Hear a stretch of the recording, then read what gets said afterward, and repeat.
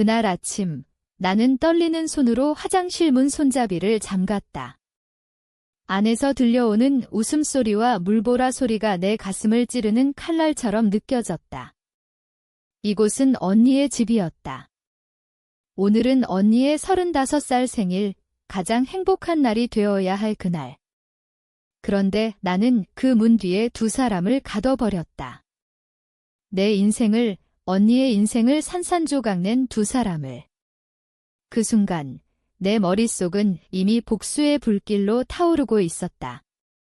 하지만 그 불길은 단순한 분노가 아니었다. 그것은 오랜 침묵 속에 쌓인 상처가 터져나오는 소리였다.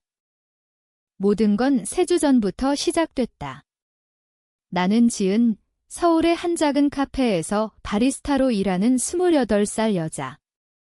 언니 민지는 치과 위생사로 항상 사람들을 안심시키는 미소를 지으며 살아왔다. 그녀는 늘 우리 가족의 기둥이었다. 아버지가 돌아가신 후 언니는 우리를 지키기 위해 모든 걸 참아왔다. 그런 언니의 생일을 위해 나는 3주간을 바쳐 파티를 준비했다. 스트리머, 풍선, 언니가 좋아하는 초콜릿 케이크, 심지어 사진사를 고용해 그 순간을 담을 계획이었다. 언니의 남편 승호는 부동산 중개인으로 바쁜 주말에도 늘 언니를 웃게 만드는 세심한 남자였다. 그들은 5년째 결혼 생활을 이어왔고 모두가 부러워할 만큼 완벽해 보였다. 나는 언니 집 열쇠를 가지고 있었다.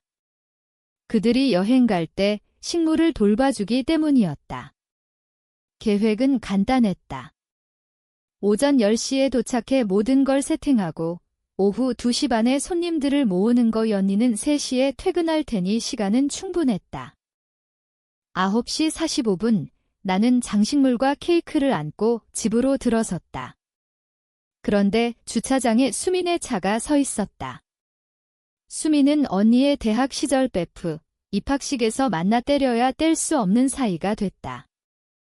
아버지 장례식 때도 20시간 넘게 병원에 머물며 언니를 안아줬다. 그녀는 우리 가족이나 마찬가지였다. 수민은 오후 2시에 와서 마무리를 도울 예정이었는데 왜 이리 일찍? 어쩌면 나처럼 앞당겨 도우러 온 건지도 모른다고 생각했다. 수민답게 항상 한 발 앞서는 타입이니까. 조용히 문을 열고 들어갔다. 수민을 놀라게 하고 싶지 않았다. 집안은 이상할 정도로 고요했다. 음악도, 움직임 소리도 없었다. 수민아, 나는 거실에 짐을 내려놓고 불렀다. 대답이 없었다. 부엌으로 가며 다시 불렀다. 여전히 아무 소리도. 그때 승호의 차 열쇠와 지갑이 부엌 카운터에 놓여 있는 걸 봤다. 내 위가 철렁 내려앉았다. 승호는 오늘 오전 내내 부동산 쇼잉이 있다고 언니에게 말했다. 주말은 항상 바빴다. 그런데 왜 여기? 왜 그의 물건들이? 무슨 일로 잊어버렸다가 돌아온 건가? 아니면 형제가 데리러 온 건가? 합리적인 이유를 애써 떠올렸다. 그러다 위층에서 물소리가 들렸다. 세면대가 아닌 욕조를 채우는 소리. 그리고 속삭이는 목소리 둘, 가벼운 웃음소리. 내 다리가 무거운 콘크리트처럼 느껴지며 계단을 올랐다. 머릿속에서 넌 과민해, 착각이야 라는 목소리가 외쳤다. 하지만 발걸음은 멈추지 않았다. 화장실 문이 살짝 열려 있었다. 복도로 증기가 새어나왔다.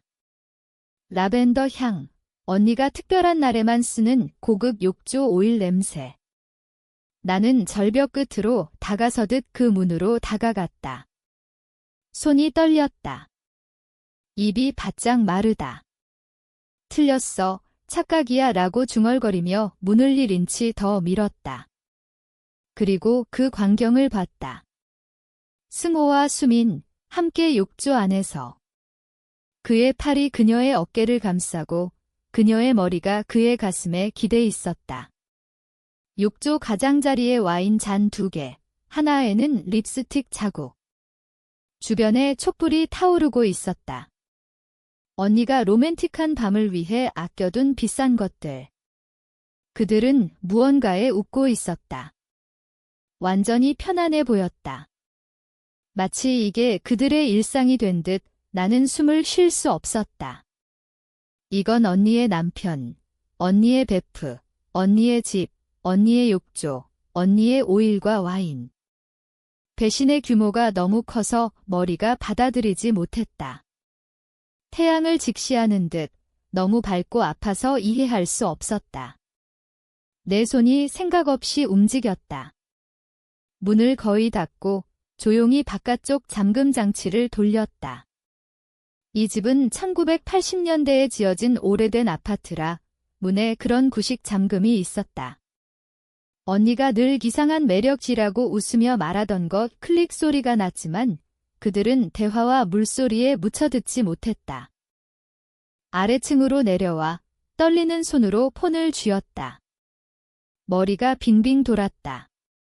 언니에게 말해야 해. 현우에게도 수민의 남편, 소방관으로 긴 교대 근무를 하는 사람.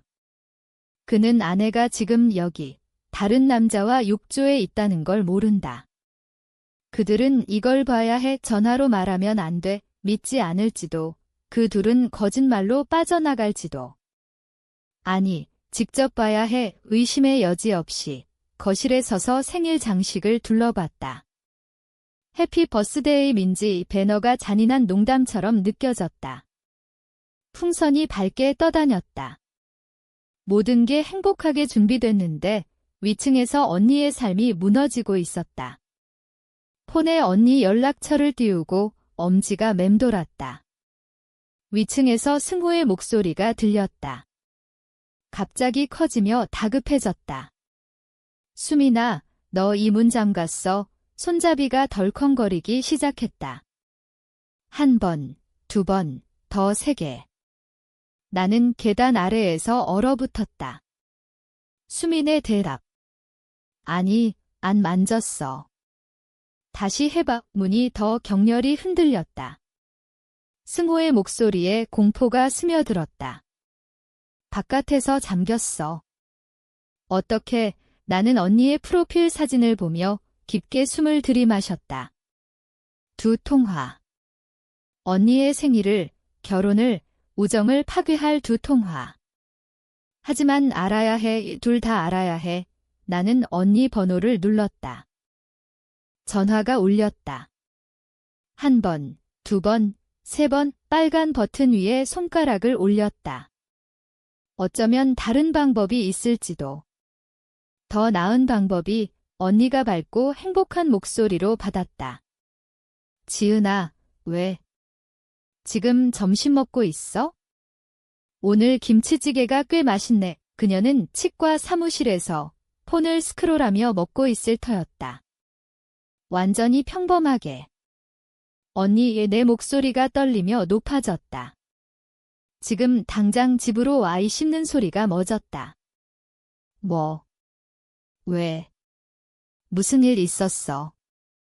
다쳤어. 나는 괜찮아. 집에 불난 건 아니지만 바로 와, 제발.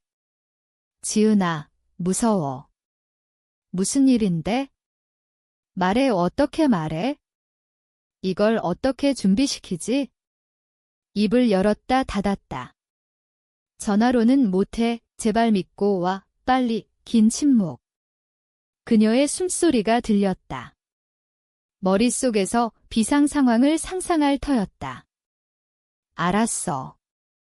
바로 갈게. 15분 후에 봐. 너 괜찮은 거지? 괜찮아. 서둘러. 통화가 끊겼다. 손이 여전히 떨렸다. 한 통화 끝, 한 통화 남았다. 현우 번호가 없었다. 수민과 현우는 결혼 3년 차, 가족 모임에서 만났지만 친하지 않았다. 수민 소셜미디어를 열었다. 언니와 수민이 안고 웃는 사진들을 지나치며 속이 메스꺼웠다. 현우가 일하는 소방서 번호를 찾아 눌렀다. 여자가 받았다. 119 소방서입니다. 현우 소방관님 좀 부탁해요. 급해요. 잠시만요. 경쾌한 대기 음악이 흘렀다. 위층에서 문 두드리는 소리가 더 커졌다. 그들은 이제 이상함을 알았다. 얼마나 이상한지 모를 뿐 현우입니다. 그의 목소리, 전문적이고 걱정 섞인. 아마 사고라고 생각할 터 현우 오빠, 지은이에요. 민지 언니 동생. 지금 언니 집으로 와야 해요. 지은아, 무슨 일? 수민 괜찮아. 눈을 감았다. 이 말을 하면 돌이킬 수 없다. 수민 언니 여기 있어? 승호 오빠랑. 직접 봐야 해. 침묵. 길고 무거운. 수민이 승호랑. 무슨 뜻이야? 생각하는 그거야. 욕조에 둘이 갇혀 있어? 내가 발견했어. 또 침묵. 그의 숨소리. 10분 안에 갈게. 통화 끊김. 폰을 소파에 던지고 팔로 몸을 감쌌다. 내가 뭘 한 거지? 두 결혼, 두 가족을 파괴했다. 네, 승호와 수민이 저지른 일. 하지만 내가 문을 잠갔고 통화를 했고 진실을 드러냈다. 시계를 봤다. 언니 12분, 현우 10분. 거의 동시에 올 걸 들어와 모든 게 변할 거. 위층에서 무언가 세게 문에 부딪혔다. 승호가 부수려는 모양. 하지만 그 문은 튼튼한 나무, 80년대 원형 그대로. 꿈쩍 않을 거. 여보세요. 승호의 목소리가 내려왔다. 아래에 누가 있어? 화장실에 갇혔어. 도와줘. 대답 안 했다. 거실에 서서 장례식 장식처럼 느껴지는 생일 물건들을 봤다. 케이크는 부엌에 그대로. 배너는 벽에 밝게. 파티는 영원히 안 올 거. 제발요. 올 수민의 목소리가 합세. 문이 잠겼어. 못 나가. 8분 남음. 언니는 치과 주차장에서 나와 과속할 터에 현우는 트럭에서 소방복 차림으로 머릿속에 끔찍한 가능성을 돌릴 터 창가로 가 거리를 봤다. 심장이 미칠 듯 뛰었다. 일부는 도망치고 싶었다. 그들의 얼굴을 안 보고. 하지만 언니를 버릴 수 없다. 지금 그녀가 나를 가장 필요로 할 때. 거리 모퉁이에 차가 나타났다. 언니의 세단. 일찍 왔다. 더 빨리 달렸나 봐. 그녀가 치과 유니폼 차림으로 뛰어나왔다. 얼굴에 걱정이 가득. 문을 열었다. 눈이 마주쳤고 그녀의 공포를 봤다. 무슨 일이야? 뭐가? 대답 전에 현우의 트럭이 뒤에 섰다. 그는 키 크고 건장한 체격으로 표정 어두웠다. 전화에서 이미 알았다. 인사 없이 다가왔다. 언니가 우리를 번갈아 봤다. 현우 오빠, 왜 여기? 지은아, 무슨 일? 위층에서 완벽한 타이밍으로 승호의 목소리. 여보세요? 아래에 누가? 갇혔어. 도와줘. 언니 얼굴이 창백해졌다. 천장을 올려다보며 나를 봤다. 승호, 부동산 보여주러 갔을 텐데. 왜? 수민의 목소리가 절박했다. 제발, 문 잠겼어. 못 나가. 언니 입이 벌어졌다. 나와 현우를 봤다. 이해가 서서히 스며들었다. 일출처럼 느리고 끔찍하게. 손으로 입을 막았다. 아니야, 속삭였다. 설명 있을 거야. 그냥. 어쩌면 문장 끝맺지 못했다. 무죄한 설명 없다는 걸 모두 알았다. 현우가 이미 계단으로 갔다. 턱근육이 꿈틀거렸다. 언니가 몽유병자처럼 따랐다. 나는 뒤에서 속이 뒤집혔다. 계단을 오르며 끔찍한 침묵, 문 두드림과 외침만 들렸다. 현우가 먼저 문에 섰다. 손을 잠금에 올리고 호흡 조절. 폭발 참는 중 현우, 수민의 목소리, 혼란 섞인. 너구나. 다행이야. 문이 어떻게 잠겼어? 안에서 못 열어. 우리, 현우 목소리, 위험할 만큼 차분. 누구랑 같이야? 수민, 문 뒤 침묵. 언니가 헉소리. 손으로 입 막고 몸이 떨리기 시작. 수민, 현우가 그녀 이름을 선언처럼. 이미 알지만 확인해야. 누구랑 같이야? 침묵이 숨막힐 듯 무거웠다. 언니 얼굴이 핏기 없이 하얘졌다. 몸을 감싸 떨었다. 승호 목소리가 캐주얼하려다 실패. 어이, 나야. 이상하지만 설명할게. 욕조에 현우가 끊었다. 목소리 여전 차분. 내 아내와 그의 아내 집에서 언니를 가리키며. 뭐를 설명할 건데 안에서 다급한 속삭임. 물보라 소리, 타월 챙기는 소리.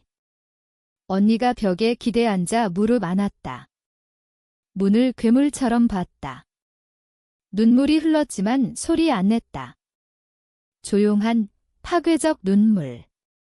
나는 옆에 앉아 어깨 감쌌다. 그녀 떨림이 너무 세서 기절할까 걱정. 아버지 죽을 때 패닉 어택 받지만 이토록 심한 건 처음. 숨이 짧고 날카로웠다. 숨 쉬어 귓가에 속삭였다. 천천히. 내가 있어. 그녀는 안 들린 듯 문만 봤다.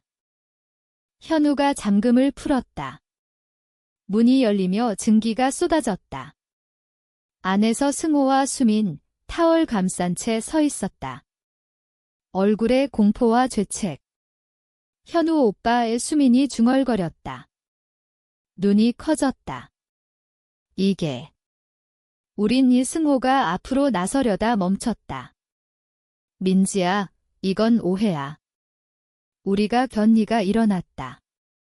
떨리는 손으로 승호를 가리켰다. 오해. 너희 둘이 여기서? 내 집에서. 내 욕조에서. 목소리가 갈라졌다. 얼마나 됐어?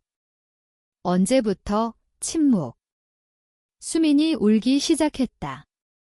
민지야, 미안해. 우리가 사랑해. 계획은 현우가 웃었다. 냉소적 웃음. 사랑. 8개월 동안 거짓말하면서 나한테는 출장 간다고 하고 여기서 그는 수민을 봤다. 눈에 배신의 상처. 넌 내 아내잖아. 어떻게? 언니가 비틀거리며 앞으로 갔다. 8개월. 내 베프가? 내 남편이. 너희가. 내 침대에서도 승호가 고개 숙였다. 민지야, 포틀랜드로 갈 계획이었어. 다음 달에 말할 언니가 비명 지르며 와인잔을 집어 던졌다. 유리가 산산조각. 다음 달. 내 생일 파티 후에 너희가 날 속인 채 웃으며 케이크 먹을 계획이었어. 그녀가 무너졌다. 바닥에 주저앉아 울었다. 현우가 문을 세게 닫고 내려갔다. 이혼하자. 끝이야. 수민이 쫓아가려다 멈췄다. 현우야, 제발. 하지만 그는 이미 사라졌다. 언니의 울음이 집을 가득 채웠다. 나는 그녀를 안고 이 모든 게 현실인지 의심했다. 배신의 무게가 우리를 짓눌렀다. 그날 행복한 생일은 지옥이 됐다. 그리고 그 지옥은 아직 시작이었다. 언니의 눈물이 멎지 않았다. 그녀는 바닥에 앉아 파편 속에서 임신 테스트기를 꺼냈다. 임신했어. 오늘 발표할 계획이었어. 승호가 다가오려다 멈췄다. 민지야, 우리 아기. 우리. 너희 둘이 사랑한다고? 이 아기는 이제 나 혼자 키울 거야. 연희의 목소리가 차가워졌다. 상처가 그녀를 바꾸기 시작했다. 수민이 무릎 꿇었다. 민지야, 용서해. 내가 던니가 그녀를 노려봤다. 용서. 8개월 동안 날 보고 웃었어? 내 파티 도와주면서. 꺼져. 너는 죽은 거나 마찬가지야. 수민이 울며 나갔다. 승호도 따라. 집에 침묵이 내려앉았다. 언니가 나를 봤다. 고마워, 지은아. 내가 문 잠그고 불러줘서. 아니었으면 더 속았을 거야. 하지만 그 말 속에 고통이 스며들었다. 복수는 진실을 드러냈지만 그 대가는 너무 컸다. 언니의 신뢰, 그녀의 삶, 모두 산산조각. 그날 이후 언니는 내 아파트에 머물렀다. 처음 며칠은 기능하지 못했다. 먹지 않고, 자지 않고, 울기만. 하지만 점점 변했다. 상담사를 만나고 이혼 임신 여성 지원 그룹에 가입했다. 승호 변호사가 양육권 얘기해 그녀가 말했다. 하지만 내가 주 양육자야. 지원금 받을 거고 집 팔아 이 집을 지나칠 때 그녀는 그 장미들, 우리 사랑 상징이라고 생각했어. 이제 그냥 꽃이야 라고 말했다. 상처가 그녀를 강하게 만들었다. 수미는 연락하려 했지만 언니는 차단했다. 그녀는 설명할 기회 없어. 그게 그녀의 대가야. 현우가 언니를 찾아왔다. 이혼했어. 그 관계는 오래 안 갈 거야. 포틀랜드에서 이미 싸우고 있대. 번니가 웃었다. 쓰디쓴 미소. 상관없어. 그들은 이제 낯선 사람이야. 3주 후 언니는 새 아파트를 봤다. 2베드룸, 창 큰 곳, 여기서 아기 키울 거야. 혼자서도 그녀가 말했다. 손을 배에 올렸다. 이 아이는 진짜 사랑받을 거야. 배신 없는 우리는 아파트를 보며 미래를 그렸다. 언니의 눈에 희망이 스쳤다. 신뢰. 다시는 예전처럼 안 할 거야. 하지만 그게 괜찮아. 안전이 먼저야. 저녁, 그녀가 잠들었다. 나는 그녀를 보며 생각했다. 배신은 우리를 파괴했지만 재건하게도 했다. 복수는 달콤하지 않았다. 그냥 필요했다. 그리고 그 대가로 우리는 더 강해졌다. 삶은 계속된다. 상처 속에서도 결국엔 괜찮아진다.